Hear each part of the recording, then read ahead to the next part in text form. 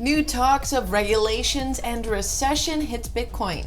Meta teams up with Coinbase for its massive NFT rollout, and Solana's mobile wallet could be to blame for its multi-million dollar hack.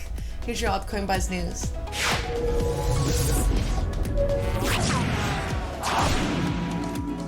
Hi, I'm Natalie and welcome to Altcoin Buzz, where we bring you the latest crypto updates for your trades and investments. We keep you in the loop with regular crypto news, deep dives, and technical analysis videos, so make sure you are liked, subscribed, and notified when we drop our latest content.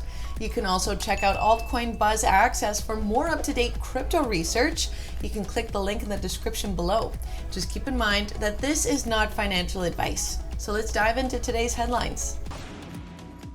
Recession has swam across the pond, and the Bank of England has officially declared that the UK is in a recession and is predicting that the recession will last until mid-2024.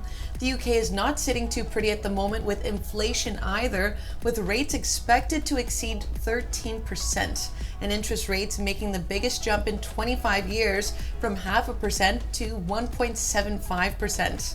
The silver lining to this news is that the crypto market hasn't seen too much change over the last 24 hours. Bitcoin has been hit with a 4% loss in the last 24 hours, but many crypto commentators are saying that the market has already priced in recession, inflation, and poor macroeconomics to its price action. And when we look back at the United States that declared a technical recession last week, Feds are looking to add another 50 basis point interest rate hike next month. So it'll be interesting to see how much more the crypto market can handle without breaking a sweat. On top of a recession, there's a new bill that would give the US government new crypto regulations. A new Senate bill is on the table known as the Digital Commodities Consumer Protection Act, and it would classify Bitcoin and Ethereum's native token Ether as commodities instead of securities. And it would put Bitcoin and Ether under the Commodity Futures Trading Commission's control. That means that Bitcoin and Ether investors would have to register with the CFTC under new categories from digital commodity dealer, broker, custodian, or trading facility. But the new bill would not require miners to register with the CFTC. And since Bitcoin and Ether would be considered commodities, the Securities and Exchange Commission would only have limited reach over the top two cryptos, which is an organization 6 times larger than the CFTC. We won't see much action come from this bill for the foreseeable future, though. The Senate goes on recess next week until Labor Day, and the upcoming election season would take priority over passing of the bill, which we may or may not see at the end of the year. Meta is taking a huge step for crypto kind. Facebook's metaverse platform has partnered with Coinbase Wallet to roll out NFTs on Instagram. Now, there's been rumblings about how Meta would start letting its social media platforms integrate NFTs. The fact that it's partnered with Coinbase is kind of a big deal. Since Coinbase's NFT marketplace that launched in May didn't do so hot, even when GameStop's NFT marketplace rolled out with high praise, Coinbase is getting a boost from this partnership, on top of a brand new deal to deliver crypto markets to BlackRock clients.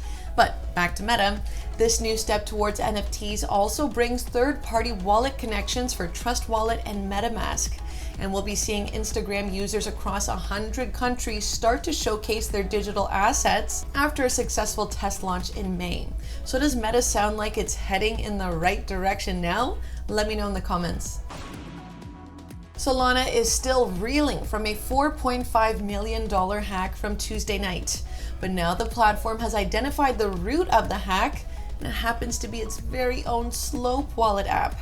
Solana developers are saying that the exploit is very likely tied to a private key leak, where developers say that addresses affected in the hack were at one point created, imported, or used in Slope mobile wallet applications.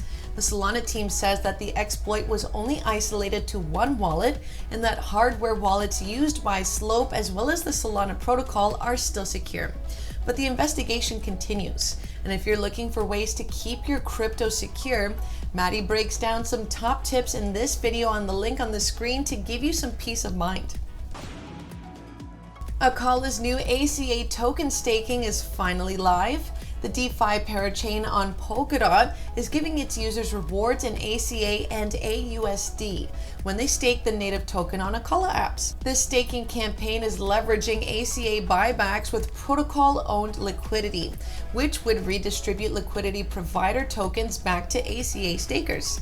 The program is already up and running with loyalty bonuses of 50% when you stake for 90 days. And lastly, Chainlink price feeds are officially live on the Metis network. The Ethereum Smart Layer 2 protocol is bringing Chainlink's top quality data to its DeFi ecosystem, which is intended to give smart contract developers more secure and credible data to build highly scalable, cost-effective, and more detailed dApps. That's it for your Altcoin Buzz news update. If you enjoyed this video and want more insights for your crypto investing, then smash those like, subscribe, and notification buttons to get all our latest content. And have a look at the other updates and deep dives on our channel. Here's some videos to get started with. As always, this is not financial advice, but we wish you the best of luck in your crypto ventures. Thanks for watching and see you next time.